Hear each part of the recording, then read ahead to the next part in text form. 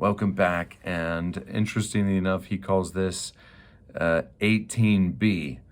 He's continuing on from the disciples and Jesus together.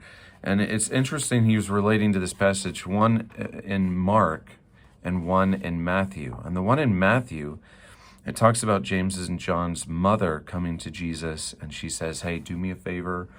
When you become king, put one son on your right and put the other son on your left. And Mark doesn't actually include their mother in the story. It just says James and John came to Jesus themselves. And he goes on to call that theologically a certain criterion, and it lends itself to being true.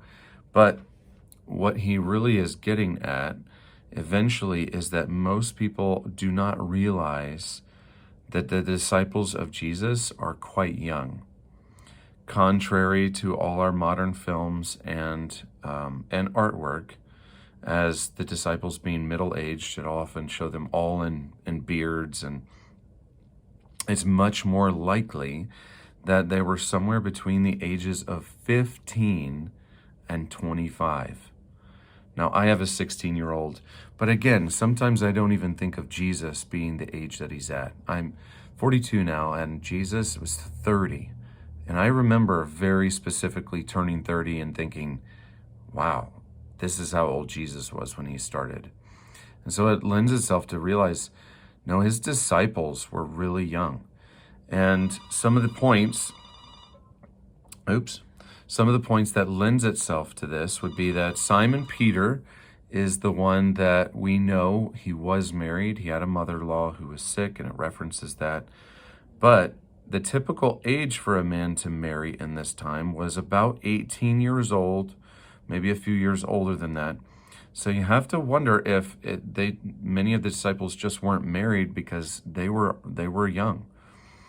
And periodically, Jesus refers to his disciples as little ones, specifically in Matthew 11:25, Luke 10:21, John 13:33, which doesn't make much sense if he's relating to people who are older than him, middle-aged.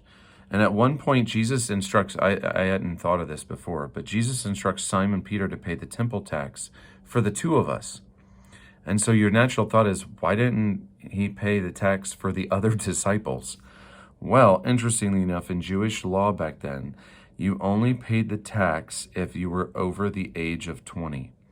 The question is why Jesus didn't arrange for payment for the others.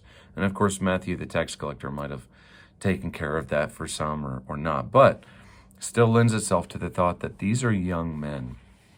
And when you see them arguing about who is the greatest, you see them arguing and jockeying for position beside Jesus's right and left and getting offended at each other oftentimes, you do picture them then as either teenagers or young people who are really raw.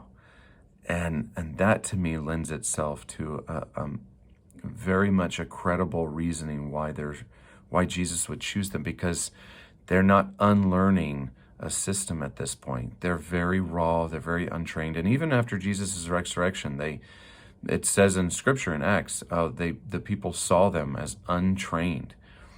And so it of course, he goes back to, it makes sense that, in Matthew, he wants to include James and John's mother.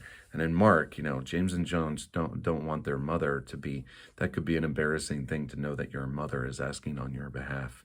And it's such an amazing reality of trying to truly picture how things were going on back then, and it not being over spiritualized, but realizing, wow, you took these college-age students and changed the world with young people. And that is the power behind doing children's ministry and youth ministry and taking young people and seeing their enthusiasm and, yes, rawness and mistakes as something to be treasured